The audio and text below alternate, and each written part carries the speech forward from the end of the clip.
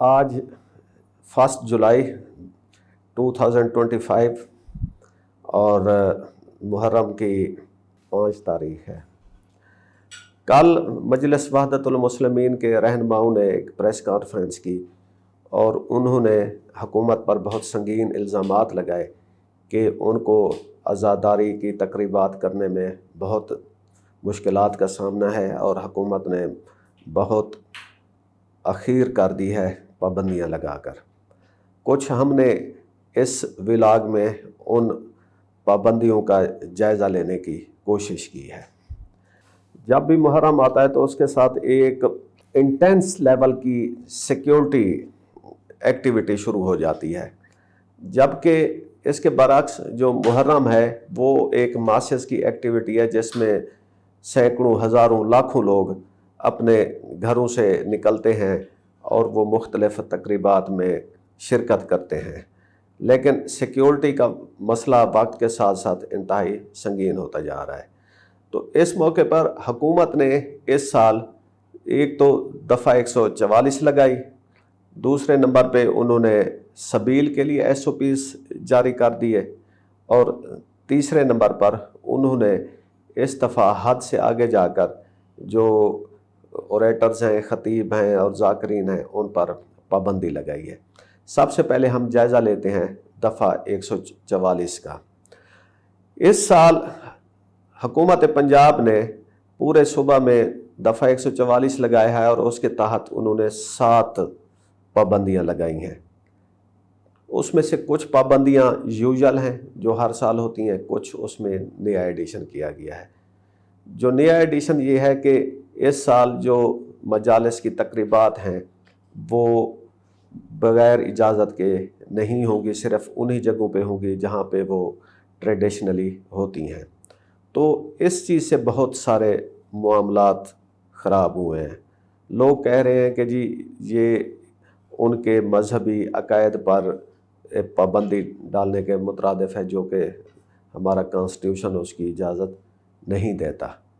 اس کے علاوہ جو پابندیاں ہیں وہ یوزل ہیں کہ جی ڈبل سواری پر پابندی رہے گی، جس میں لوگ بوڑھے اور خواتین ان کو اجازت ہوگی، اور صحافی اور ڈاکٹرز وغیرہ ان کو بھی اس سے استثناء ملے گا۔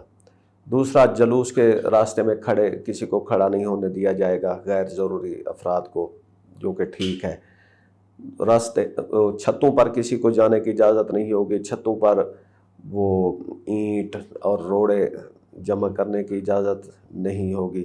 تو وہ جو سیکیورٹی کے SOPs ہیں اس حوالے سے جو اقدامات ہیں وہ ٹھیک ہیں، لیکن یہ جو مجالس کے انعقاد پر پابندی لگائی گئی ہے اس پر مجلس وحدت المسلمین اور دوسرے لوگ بہت احتجاج کر رہے ہیں۔ اب جو اس سال ایک نیا کام شروع کیا ہے حکومت نے، وہ ہے کہ جی جو سبیل ہے اس کے لیے کافی سارے سٹرکٹ قسم کے SOPs جاری کیے گئے ہیں۔ ایک وقت تھا کہ وہ جس کا دل چاہتا تھا وہ اپنے گھر کے سامنے یا اپنی دکان کے سامنے یا کسی بھی پوائنٹ پہ وہ سبیل لگا لیا کرتے تھے، اور اس سال بھی لگ رہی ہیں لیکن بہت پابندیوں کے ساتھ۔ حکومت نے یہ فیصلہ کیا ہے کہ جو بھی سبیل لگائے گا اس کو پہلے سبیل کا جو مٹیریل ہے اس کے لیے ایک ڈاکٹر سے وہ اجازت لینا ضروری ہوگی۔ انہوں نے پریکٹیشنرز اس کے لیے متعین کیے ہیں کہ وہ ان کو جو مٹیریل استعمال ہوگا اس کو وہ چیک کریں گے۔ دوسرا، جس جگہ پہ لگائی جائے گی اس کے لیے SOPs ہیں کہ وہ سڑک پہ ہٹ کر ہو، اور اس کے لیے جگہ کتنی ہونی چاہیے، اور پھر جس مٹیریل میں آپ نے سبیل کو بانٹنا ہے اس کے لیے بھی SOPs جاری کیے گئے ہیں کہ ڈسپوزیبل کپوں، اور اس کے علاوہ وہاں پہ وہ کچرا رکھنے کے لیے ایک ڈبہ ہونا چاہیے۔ جن لوگوں نے سبیل کو آپریٹ کرنا ہے ان کی سکروٹنی ہوگی، ان کی ہیلتھ چیک ہوگی کہ ہر بندہ جو ہے وہ سبیل کو آپریٹ نہیں کر سکتا۔ جس نے سبیل آپریٹ کرنی ہے اس کا سیکیورٹی چیک ہوگا کہ اس کا بیک گراؤنڈ کیسا ہے۔ یہ اچھی بات ہے کہ ہو سکتا ہے کہ سبیل کی آڑ میں انہوں نے کوئی تخریب کاری کرنی ہو، تو سبیل میں کوئی ایسی چیز ملا دیں جس سے لوگوں کی صحت کو نقصان پہنچے، تو اس لحاظ تک تو ٹھیک ہے۔ لیکن جو اجازت لینا ہے، جب آپ سرکار کے پاس جاتے ہیں تو وہاں پہ ایک بہت لینتھی سا پرفارما دیا جاتا ہے، اس کو فل کرنا ہے، اور پھر وہ میڈیکل پریکٹیشنر فوری اجازت نہیں دیتے، تو جس کی وجہ سے لوگوں کو سبیل کے انعقاد میں بہت مشکل کا سامنا کرنا پڑ رہا ہے۔